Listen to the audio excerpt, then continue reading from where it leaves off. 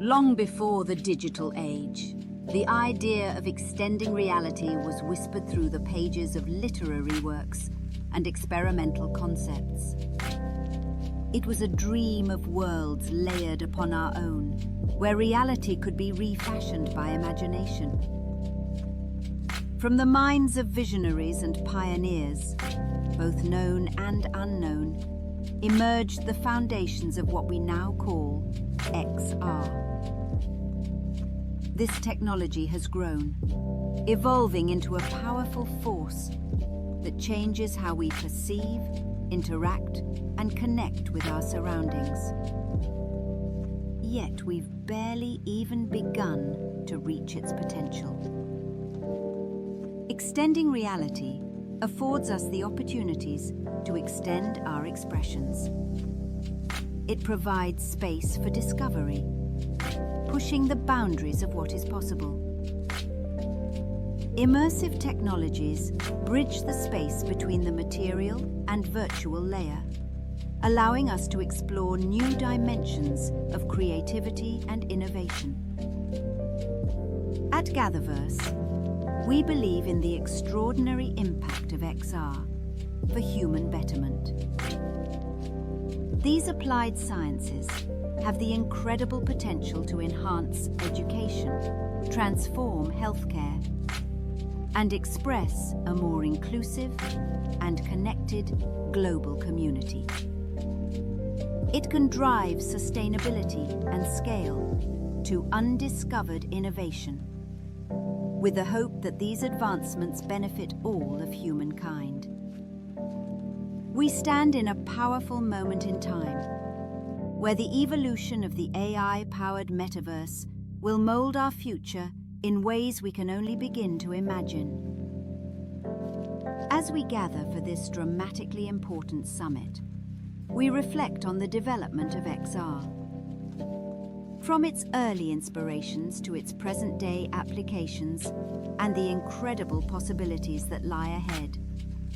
Today, we inspire for a near future where extended reality continues to evolve, where each of us climb to reach new heights and achieve remarkable feats.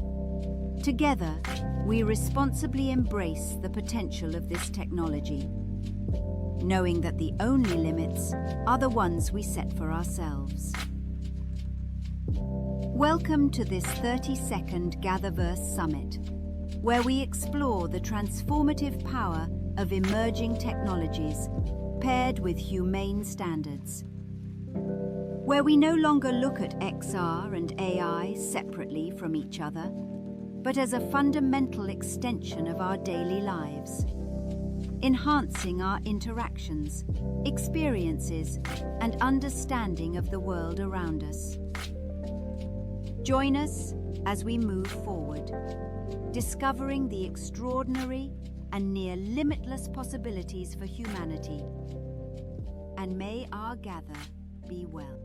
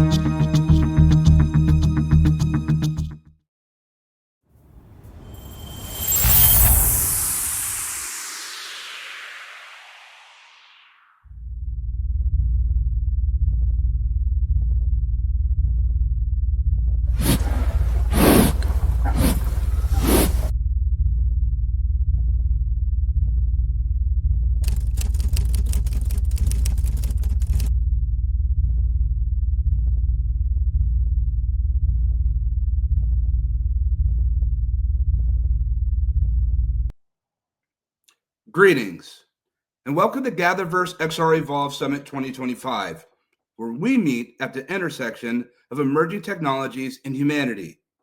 We're so happy to be with you all today, and we hope that you're keeping well, no matter the season that you find yourself in, no matter the location in the world that you're in. Transmetropolitan, transcontinental, we arrive together. Decentralized in this small space with a little bit of time to do it for this 2-day summit with a specific focus on AI and XR, meaning extended reality.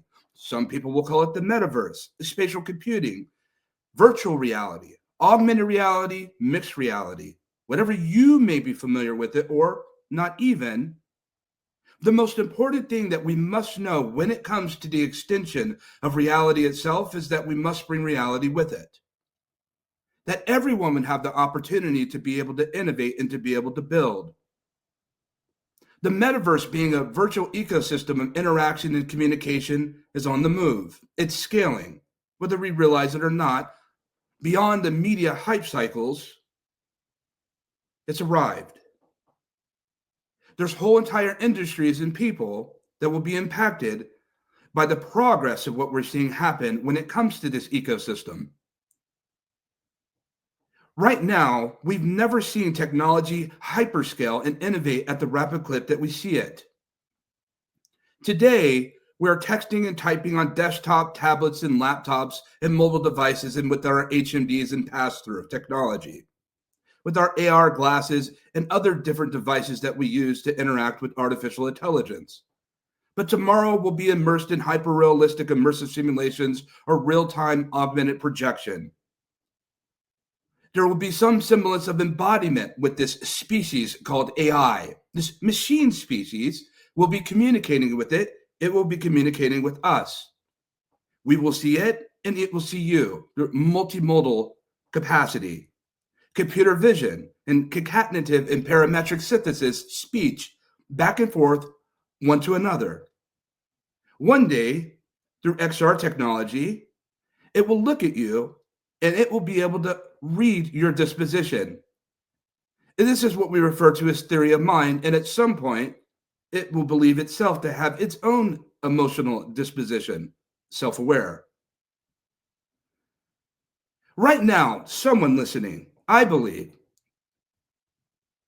multi-generational, is building what's needed next when it comes to the perceptual sciences, the alignment of extreme fidelity when it comes to immersive simulations, that they're building and extending reality that's more human and less pixelated, less avatars and more people.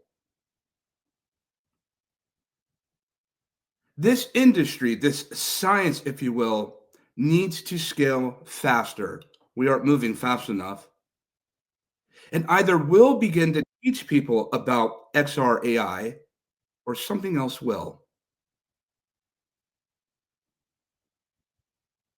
At GatherVerse, we meet at humanity-first considerations of accessibility and education and community development, safety and privacy and wellness, ethics, care, compassion. This is what's needed now when it comes to the integration of technology. This is our 32nd Global Summit. We have a roster of incredible minds, roundtables and fireside discussions and talks today and tomorrow. People that live this life, that innovate, and some that don't innovate at all. But nevertheless, we believe at GatherVerse it's far more prudent not to only hear from technologists and those that build, but to hear from those that will one day use it and apply it, for they are always the true experts in the room. Lastly, we say to this, share this with a friend, a neighbor, a colleague, a family member. Many of you are in your living rooms, your offices, your cubicle. Perhaps you're in the road, sitting in a car. No matter where you find yourself, you are not alone. We have much to cover. We have much to express. We have much to share. May our gather be well.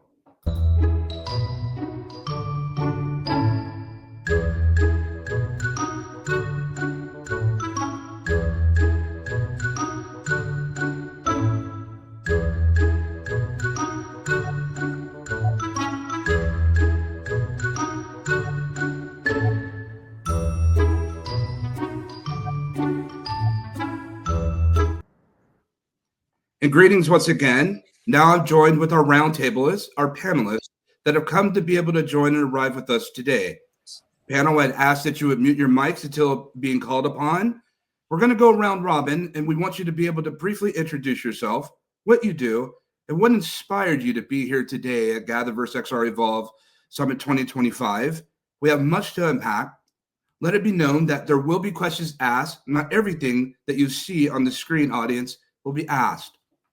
There's a lot for us to be able to explore, and we want to be as non-linear as possible. With that said, Allison, I'll pass the mic to you. Hey, good morning. Is my mic working okay? Perfect. Okay, great. Thank you so much, Christopher. It's an honor to be on a panel that you are moderating. It's my 5th panel, and I love coming to GatherVerse. It's incredible what you all have built here. I'm Allison Morano. I started the founder of the Metaverse Chamber of Commerce, along with several other XR and AI projects over the years. And I'm very excited to be part of this, to talk about the 2 things that I'm realizing converge with me every single day, XR and AI. So thank you. Allison, we greet you once again. Lauren.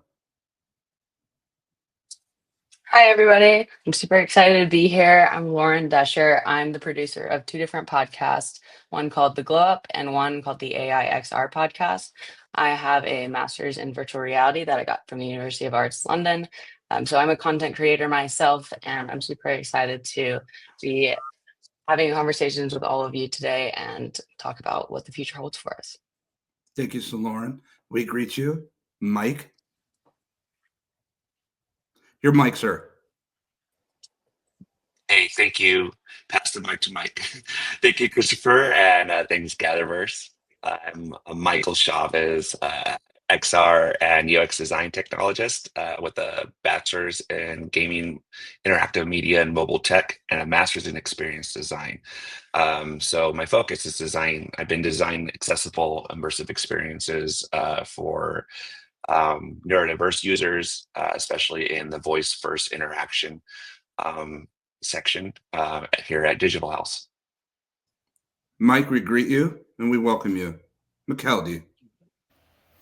Hi, Christopher, and hi, everyone. Thanks a lot for inviting me to this panel. It's my first panel. I hope I do it well. And for presenting myself, I can say that I've been in this Metaverse thing since 2002, year 2002, where just before Second Life, building immersive experiences in any Metaverse platform that was arising in that moment.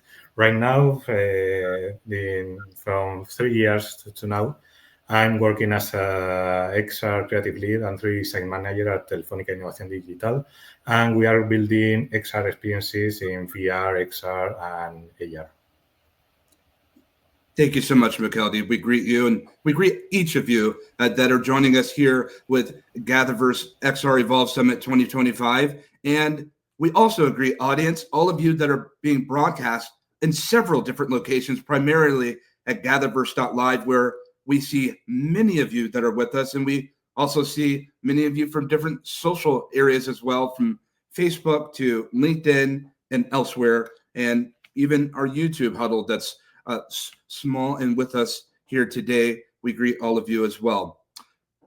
Last year, being that this is our second XREvolve Summit, last year we talked about the marriage pairing between extended reality and artificial intelligence, these generative pre-trained transformers or diffusion models of what we're seeing, or adversarial networks of video render. And there is much has happened in 1 year's time, let alone the past few weeks. We see this rapid hyperscale progression that's happening when it comes to technology as a whole. And we never want to look, audience, at applied sciences as just a single variable equation. It's a multivariable equation.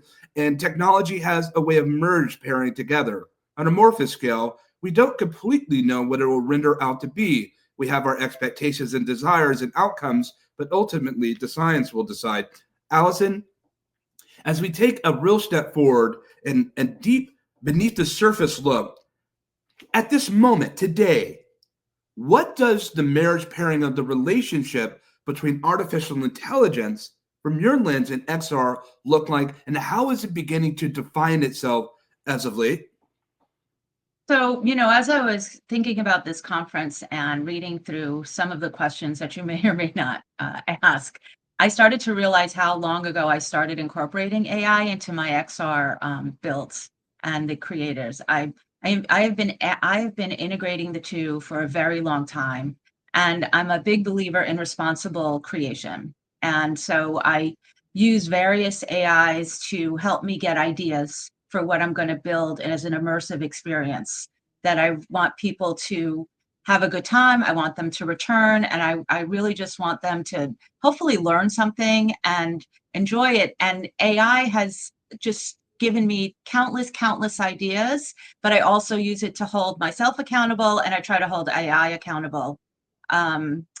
So in the way that it's been building out, when I'm just literally sitting and I'm out of ideas for this wonderland that I've created in different XR worlds, it just does not stop giving me and building out and telling me what's going to keep somebody engaged and what's going to help them navigate through an immersive experience that they will want to come back to. So I really just think that the two things coming together have been incredible. And there's also a teaching piece to it that helps me explain what you're doing in an immersive experience that maybe I've built.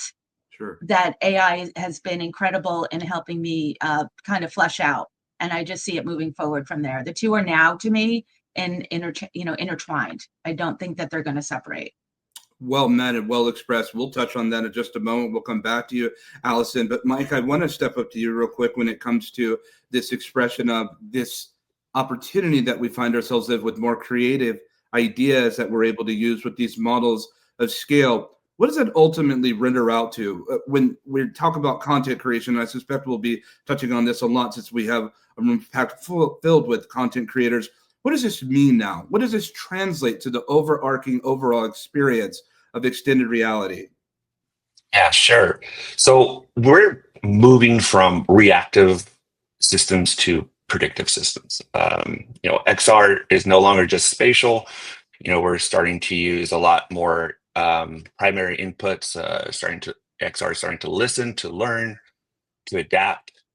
So AI, for not just content creation, but it gives us dynamic environments that we could respond to intent. So it's not just an input. I would say that multimodal LLMs, for example, that I use in my XR applications, training models to detect utterances, different voice recognition patterns, and then responding to customization and personalization uniquely to the users. All this goes beyond just using AI as a tool to help you build, but build dynamically. We talk about building dynamically, and it seems to me that when we start to look at these virtual environments that we're able to start to create, Mike and Lauren and McKelvey and Allison, I start to look at and start to think about these polynomial constructs. We start thinking about the physics engines.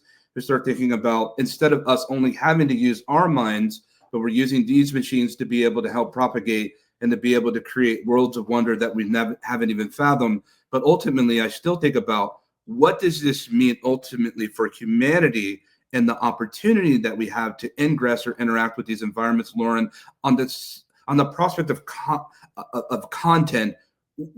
What does this prospect look like? The future, near future, not too far out. We're not in Star Trek yet, but what does this actually look like when we start to think about the prospects of the future of content?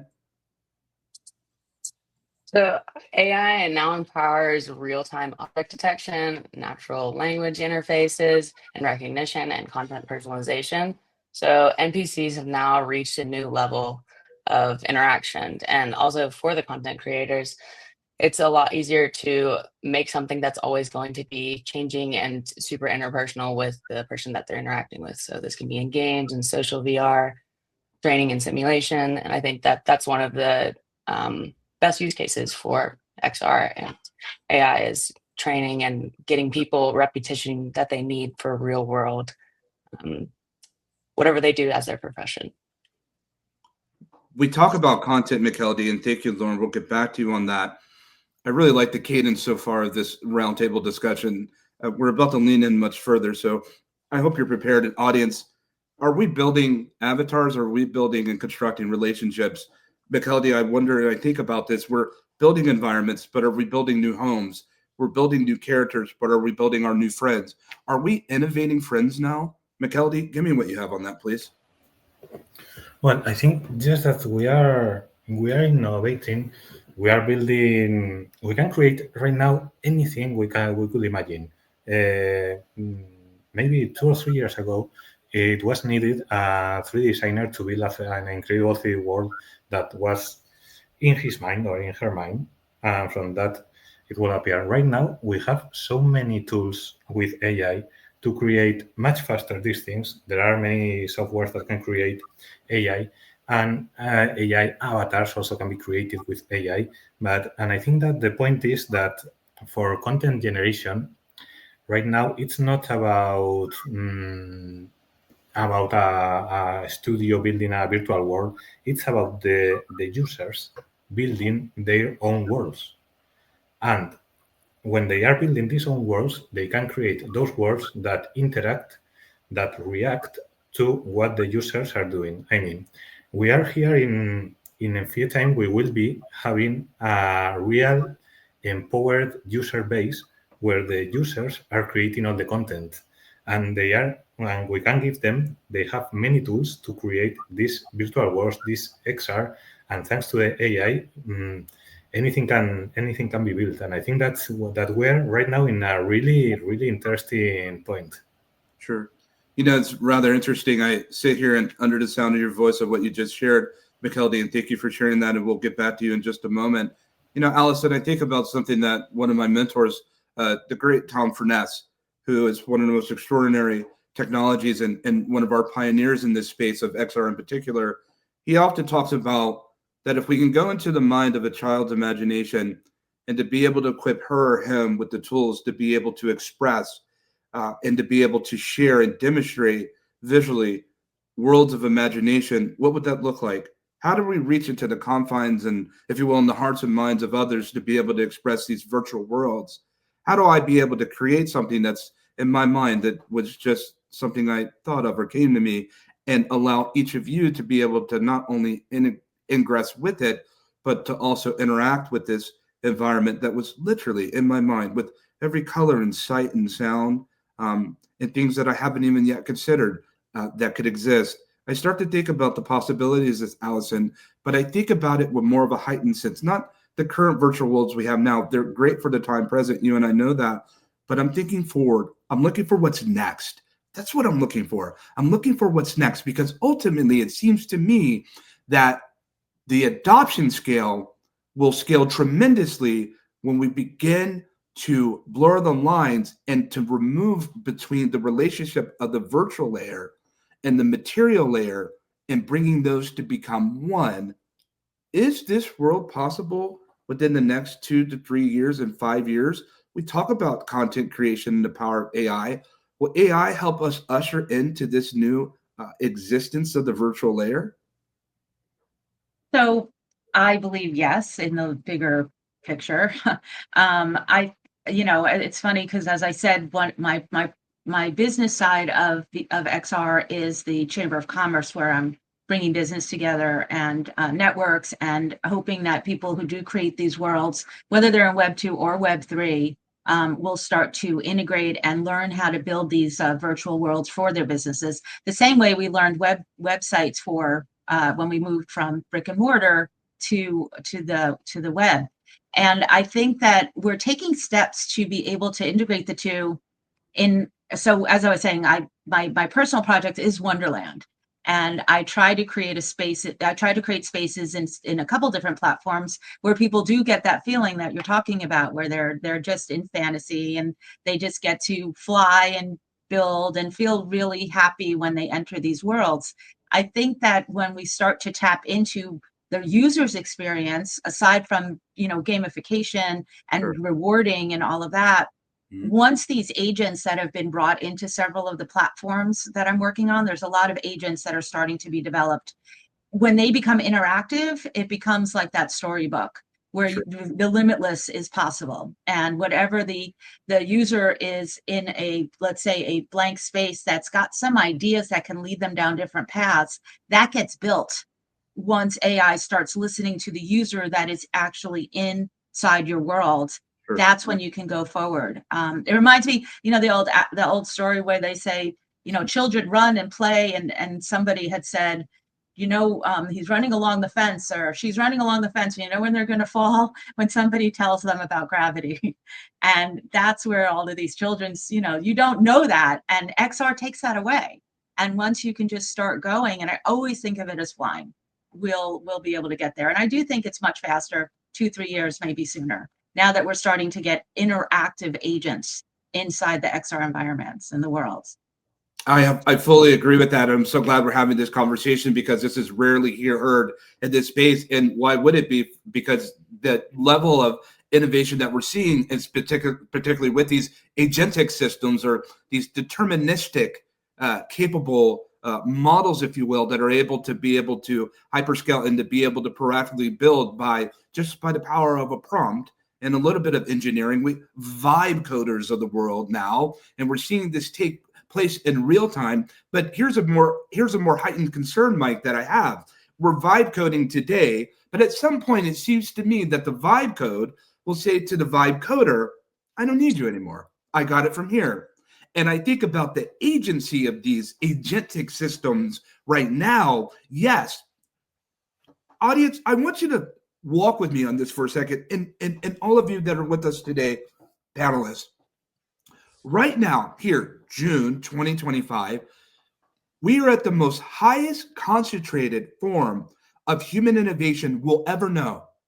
This time next year will be less human innovation and more machine and human innovation. And at some point, at this accelerated rate, machines will take off with agency and autonomy to build not only as you want them to build, but they will build as they see fit. With that said, Mike, if this is the reality of what we're seeing now with these deterministic models, what will be the future role for the content creator?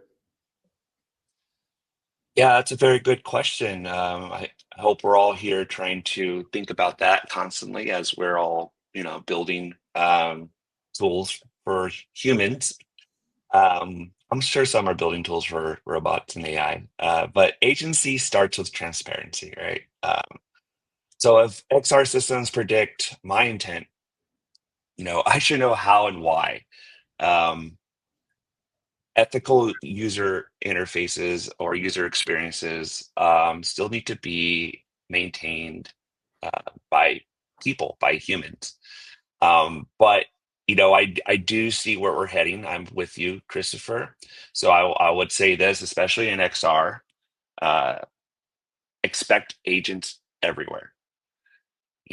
Spatial co-pilots, right? That remember your preferences. They help you navigate digital physical blends. They adapt in real time. So the future, and when we say the future, we're talking about, like you said, next year. It isn't just a one size fits all anymore. It's going to be a one size fits you. So, back to like personalization, when the human is present to, work with these AI tools or AI systems, agentic systems, it um, it makes things just fit so much better. We need to have people, kind of as managers guiding the ship, and I think as we like I said, we're going to have agents everywhere, um, but they're there to help the individual, to help the human. You know what's so profound and powerful about that in terms of the management and the inherent ethical responsibility of content creators? It seems to me that the content creation community is going to have to step up ethically and start to think with considerations of safety, privacy, but more important, trust. We'll talk about more of that in our summits and our panels to be able to come. But the thing is that I look at this, Lauren, I'm off the heels of what Mike has just expressed. And thank you, Mike. We'll come back to you in just a little bit. And McKeldy, we're on our way. But I think about this, Lauren, with this opportunity of what we look at when it comes to these agentic deterministic systems that are integrating into our daily lives. Many people in the world are interacting with AI and profound, powerful models and don't even know that they are right now. And the level and the capacity of which we're looking at with today's models are nothing compared. Just next year, today's AI will be dramatically different than next year's AI interaction and experience. Most people don't understand that. People tend to think, oh, maybe 5 to 10 years from now. None of us can say this. Some of the greater minds in the world of AI are at conflict with one another in terms of 12 months, 24 months, 36 months, 48 months, 60 months, 72, 84, 96 months. No one can really tell, but what we all can agree on is that this technology is moving faster than we ever thought. And a lot of this technology wasn't supposed to be here. So I think our futurists in the world need to start applying for new jobs. I said all that to say, respectfully, when we think about content creation, we think about the inherent role and the ethical responsibility. It is of my heart and determination for AI models not to disrupt content creators, because you can have art without technology, but you cannot have technology without art. And the inherent preservation of artistic creativity is needed now more than ever. Yes, I really enjoy creating AI art, but in comparison to human innovated created art, there's a difference. There's something hollow about the AI art that I see. It looks good. It feels right. But without human context, without a heart behind it, to me, it hits different. Lauren, what do you see as the primary role future forward in this agentic world that we find ourselves in when it comes to the future, a present and current and future state of content creators? Well, I still think that you have to have storytelling, and you have to have empathy, and you have to have a purpose behind everything that you do. So I think it's really important for AI is a great start, and it can give us a lot of ideas, kind of as Allison mentioned earlier. It's constantly inspiring us in different ways, but the content creator still has to have a vision, and it has to direct the AI in a certain path. So I think it's a collaborative experience. Kind of as Mike mentioned earlier, it's like your co-pilot. So the content creator just has more room now. Instead of doing tedious tasks, they can focus on the actual creativity and the message behind all of the stories. Give me more on that. Storytelling. What is storytelling? I hear it's rather ubiquitous. There's a lot that's said under the banner of storytelling. These AI models can tell storytelling. What do you mean when you say under the context of XRAI storytelling? Storytelling is your overall message that you want to get across. So behind every experience, there's a why. And as in like Simon Sinek's Start With Why book, you have to have like a message that you really want to get out, what you're about, like the reason for all of this, the reason for the game or the experience that you've created. And why this certain person is placed here, or why a character is asking you certain questions or interacting you with in a specific way. You always have to come back to what is the main message here, and what is your point? What are you trying to express here? And I think that AI sometimes loses that. So it's important to have the content creator and the human that can actually empathize and feel feelings. That's important to have the interaction with the AI. That way you can, Sure. get the true message across. What's so powerful about that? I hope that our friends over our different corporations that are with us, that we know that are multi-broadcasting, that are with us, in particular from Meta and those that are spending so much capital when it comes to the development of XR and the Metaverse. I hope that all of our corporations and all of our different friends and executives and those that are making financial decision makings, I really want you to have paid attention to what Lauren Dersher and this roundtable is telling us when it comes to culture. You bring up a great example of Simon Sinek's The Wire. People don't buy products and services, audience, they buy culture. And that's the number one thing from my lens of experience as an emergent technologist that AI will never be able to duplicate is the human code, the cultural centricity of what each of you and I were given since coming from our mother's womb, if you will. There's an inherent culture that's been passed down to the ages and dispensations of time itself, this DNA, and manifesting that in storytelling.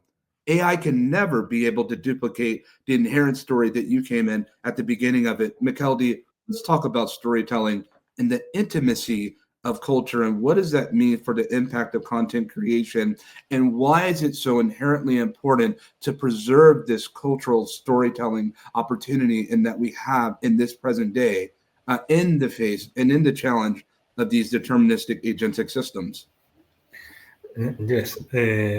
Well, these agentic AIs, these agents that will be in any Metaverse experience or XR experience, are just, in my opinion, are just a tool of the creators, of us. I mean, with the storytelling, we will create what the user will be receiving, will be perceiving, and what we want to transmit to the user.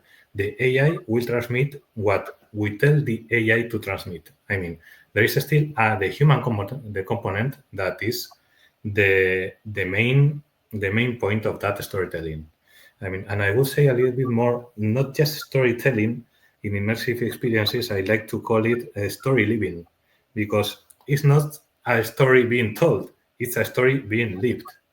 I mean, and with all these agentic AIs, you can live a story in many ways.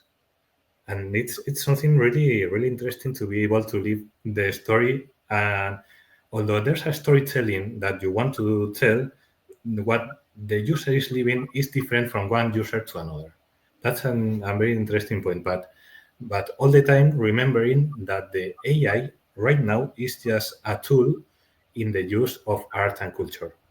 I mean, the AI can create beautiful things, but those beautiful things don't have the heart unless the prompt engineer puts the heart in them. So I think that's the most important thing, at least until we get to a singularity that we don't know what will happen then. It's really beautifully and well expressed, mentality, and thank you for being able to share that as story living, audience. I hope all of you were able to take notes on that. I found it more apropos as we move forward in this way of thinking in this little small hive mind that we developed. And Allison, can we talk about the benefits of storytelling and story living? Why? What's the point? Why do we want this? Why, for those that don't interact with XR systems and these ecosystems, these virtual ecosystems of interaction and communication, what will be the benefit? What is the promise that we as content creators and innovators, what are we saying to those that are still curious, that are looking into the forest, but they haven't taken a step in?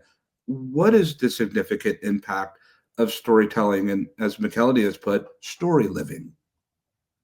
So to me, storytelling, and Lauren's right, storytelling is a connection. My background over the years has been in politics and governing, which also lends itself to AI governance and ethics. And I also want to mention that I've met so many artists in XR just getting into the headset all the time that embrace AI, and it just adds depth to their art.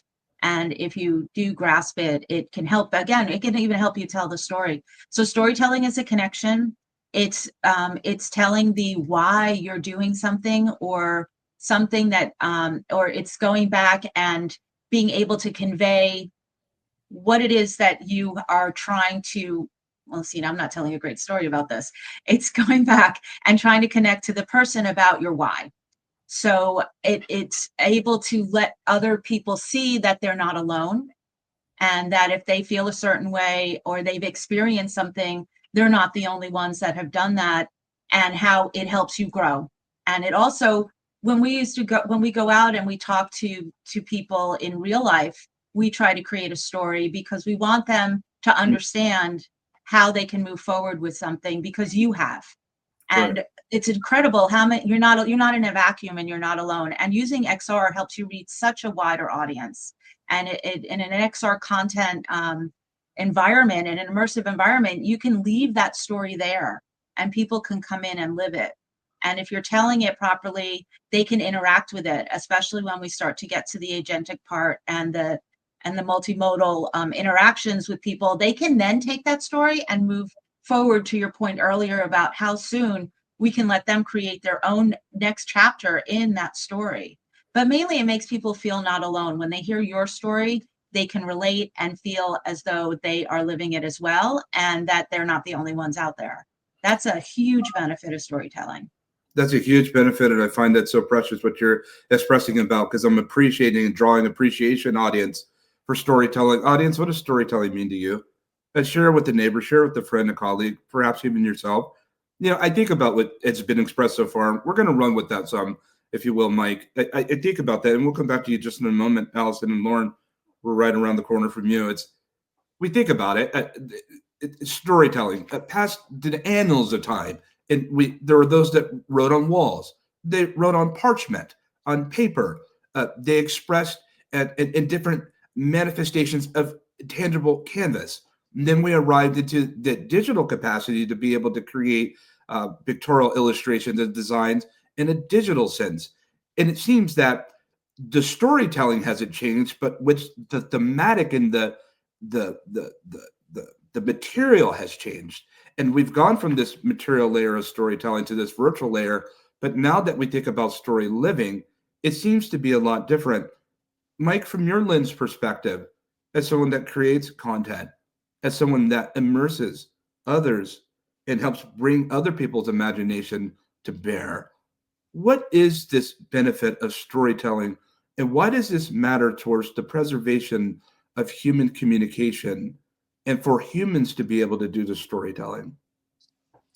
Yeah, that's a great question. So I really like being on this topic too of storytelling. I think for a while, hopefully forever, us humans, people, are going to be known as creators. We're known as content creators right now, as you put it, as though AI has joined the field, being the creator is the important part.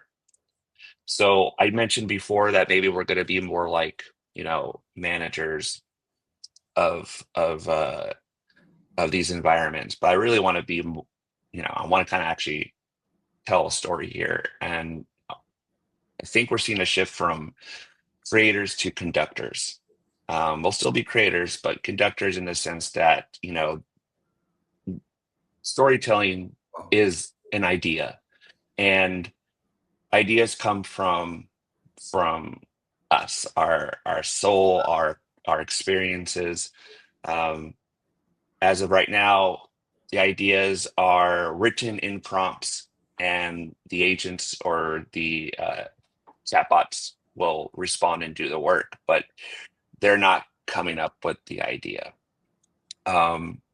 So though AI is helping us democratize creativity, which is great, it does have its flaws, cultural biases baked in.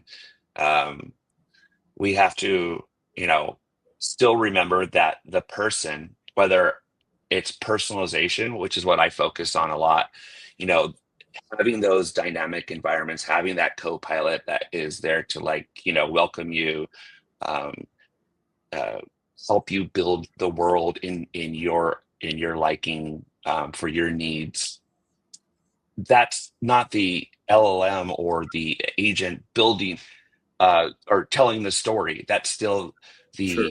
user in XR, the person in XR. I had a professor who was like, I don't like the word user, so the person in XR, kind of crafting the story. So like I said, AI it's a tool, but it definitely did not, back to democratizing creativity. It allows everyone to be a creator, and a conductor as well. So I hope That's right. storytelling is not just no longer in the hands of the artist, where everyone's like, oh, I wish I had time to do that. Well, AI comes in and can like kind of speed up that time, right? Can allow everyone, which is why you see a lot of AI art, and that's opening avenues for people at all ages who are, for the first time, able to express themselves and able to get into tools that, that are very user friendly, people friendly, right?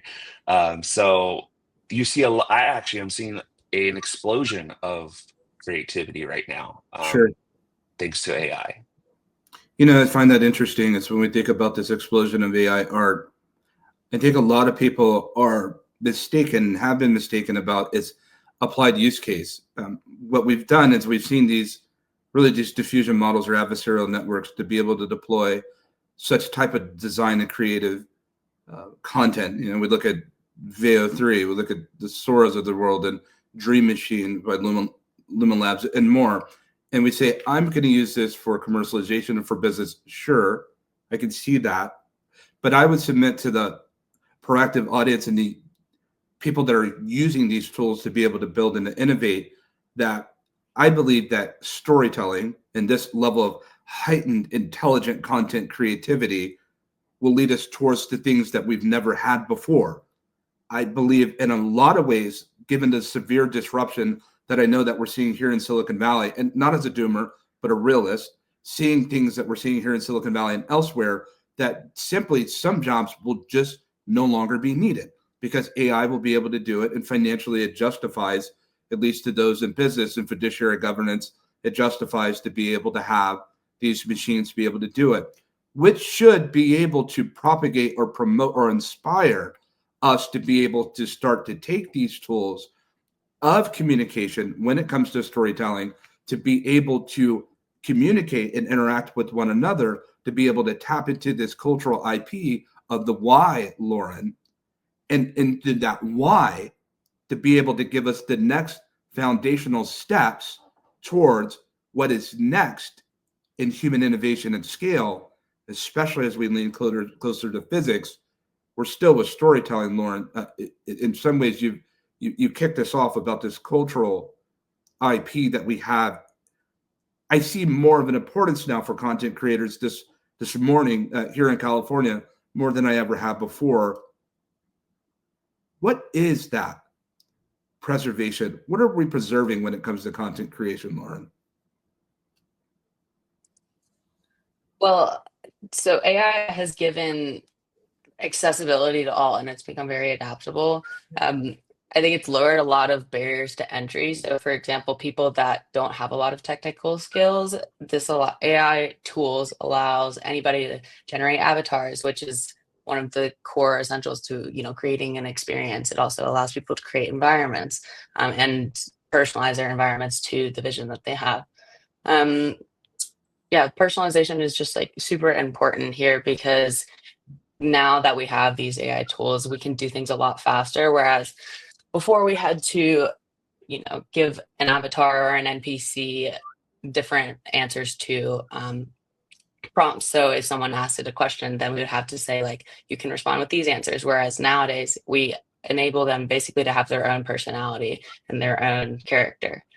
We can also moderate experiences a lot easier, so it becomes more safe for everyone. And yeah, I think it's enabling and making accessibility for everybody. And you don't have to have the technical skills and go to school for to code or anything like that. All these tools are enabling content creators at a more general level. Sure. And we see people that are using platforms such as Replet, and we see people using platforms like Lovable. We see audience platforms using Cursor and their vibe coding Macality. They're using these platforms. We're seeing the model context protocol being quite used in extraordinary ways, to the point where even with Anthropic, who are the creators of the MCP, they're saying there's over 10,000 new engineers on top of the engineering corpus that we had already. That it's extraordinary to see that the layman, the laywoman, the woman that had no business even doing anything on the back end or on the server side. Not only on their server side, but they're innovating, and some are innovating better than our engineers that went to school for years to become where they're at. And I see the ease of access and use will continue to be that. With that said, with all this democratized access and these new capabilities, we still have challenges, McKeldy. What are some of the significant challenges of what it's going to take to lift this industry to what's next at this intersection of AI and the virtual layer? Yeah, we still have some limitations, or as we can see in that question, hardware constraints. That right now the virtual worlds we create are nearly the same visual quality as 10 or 20 years ago. I mean, we still have some hardware limitations if we think about the old way of rendering things. I mean, let me explain what I want to tell. I mean, right now in virtual devices, the Metaverse device, all these devices, HoloLens, Pico, and all these AR glasses, they are depending on the hardware they have in the glasses itself. But I think that's not the point. With AI, it's much better, I think. I think the point is everything that should be rendered in the cloud or in the edge rendering and just given to you as a streaming. I mean, what can we get with this? With this, we can get extremely high realistic virtual worlds. Realistic, fantastic, any way we can do it, but that you can immerse really, that you don't see the edges of the 3D objects, that you can see just nearly as a video. You can, or you will be able to tell an AI to create every frame of your virtual world in a video with post-production and serve it to you directly with no processing in your device.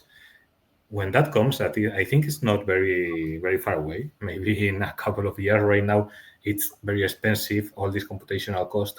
But I think this is a constraint that we have now that we will not have in the near future. And then all this storytelling we're telling about, all these virtual experiences, will be nearly as real as our real world. I mean, we could be able to create things that right now we can just imagine as 2 years ago we couldn't imagine with what we are creating right now, with any user can create right now. In 2 years, I think we can't see what we will achieve. I think that we're about to see an explosion of technology and creativity unlike anything we've ever seen before. A. B.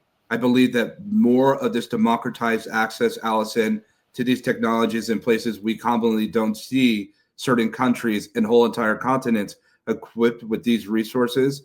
I think once they're able to get into their hands and to be able to ship, if you will, and to be able to distribute to the world, I believe that we're about to see incredible constellations of virtual ecosystems and projections that we've never even fathomed. And the capability of how these tools have been used, I feel, are still in their infancy and limited. Yet I still think about human agency and I still think about autonomy, and I still think about the preservation. As much as I know how easy it is to use AI, I believe we sacrifice something. I believe that we give something. I believe that we leave something behind the more and more we're using these tools. I really do. And so when I think about this in the creative sense, because most of the world, they don't understand. Right now, the XR vertical is very quiet. The reason it's quiet is because they're building, they're innovating. They're in laboratories, they're in back rooms, they're in garages. They're building for what's next. They have no idea the magnitude of what's about to come into this world when it comes to innovation. Most people haven't even wrapped their minds around GPT 3.5. Let's just be honest. We're not at 60% global adoption. Most people haven't used these models like all of us. We tend to live in a vacuum, don't we, in a silo. And we ourselves can talk about this as is the day is long, if you will. but most people have no idea what this even means, what this even is. But when they do come into the realization daily, hundreds of thousands daily, tens of thousands daily, it blows their mind. And it begins to influence their whole ecosystems ecologically. But when you start to look at all of those that are dealing with AI now and so-called experts and people that are users, when this technology begins to look at you and when you begin to story live it, none of us have been this way before. And there will be things that have never even been written in authorship and narratives. And I feel that we're ill prepared for it. And so many of us technologists need to become educators to let people know what's coming around the corner. But ultimately, Allison, it seems to me, to the thematic of this whole summit, when it comes to GatherVerse, how do we maintain the integrity of the current disposition of human expression when it comes to the ease of access and the use of these robotic machines? How do we maintain humanity? Oh, it's interesting. There's a lot of that discussion going on. There is a very prolific AI writer, Saul Rashidi, who she talks about something called brain rust. And you're right, we have to absolutely be aware of what we are turning to AI for to do with us or for us. And the more, when I talk to different companies, and I just was traveling in Europe, and that's where you can see a lot of the limitations that you were talking about with XR. There's a lot of places in Europe and other parts of the world where they can't access XR yet. They can access AI, but they're not seeing the XR piece of it yet. And as there's a difference between using AI and integrating AI and understanding when you're controlling or you're helping, and or whether it's doing it for you, or whether you're actually using AI for what it can do versus just kind of a surface, simple piece of it. And I think that as the generative AI becomes more complex, people are not really going to realize how much it's doing for you, as I said. True. And this human agency you always have to be aware, I believe. There are simple tasks. It does make your life easier every day, doing a few things. But if that's all you're using it for, then it starts to think for you, and you're not going to see when it starts taking over and you're not paying enough attention to it by turning all of your agency over. And I think it's a big deal that we keep on top of the ethics, and that we keep on top of how much it's doing for us rather than with us. And you're absolutely right about that. And there is going to be a day where it just will have everything available everywhere, and people will start creating, but not really paying enough attention to it because it's doing the work for them rather than with them. Okay. And that is going to come here pretty quickly. And I'm seeing it every day.